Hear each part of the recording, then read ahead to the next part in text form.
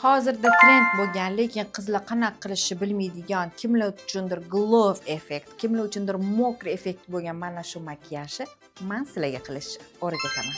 To'g'risini aytinglar, bu haqda mendan boshqa hali hech kim aytmagan. Buning uchun bizga Liktan tint tonalkasi, xuddi shu tonalkasi eslab qolinglar, 02 raqamlisi kerak bo'ladi. Mana qaranglar yaltirashini. Уже mana glow effekti borligini ko'ryapsizlarmi? Diora kameraga yetkazibdimi? Qizlar, уже sizlar eng qimmat qizlardan bittasi bu bo'ldinglar. Liktan 03-konsiler.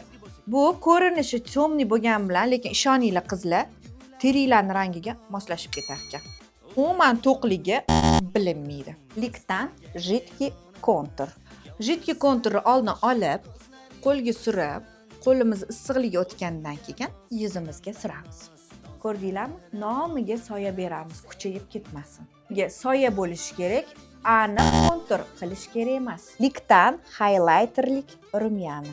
Qizlar, men o'zi xuddi shu rumyanasini sevib qoldim. Ko'ryaptimi?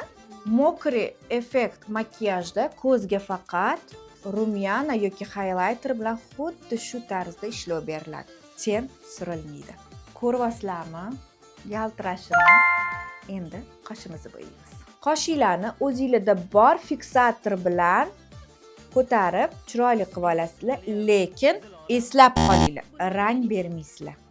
Endi labimiz va kipriklarimizni bo'yab olamiz.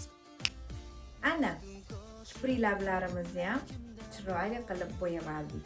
Glow makiyaj o'zbek tilida nima bo'ladi bilasizlarmi?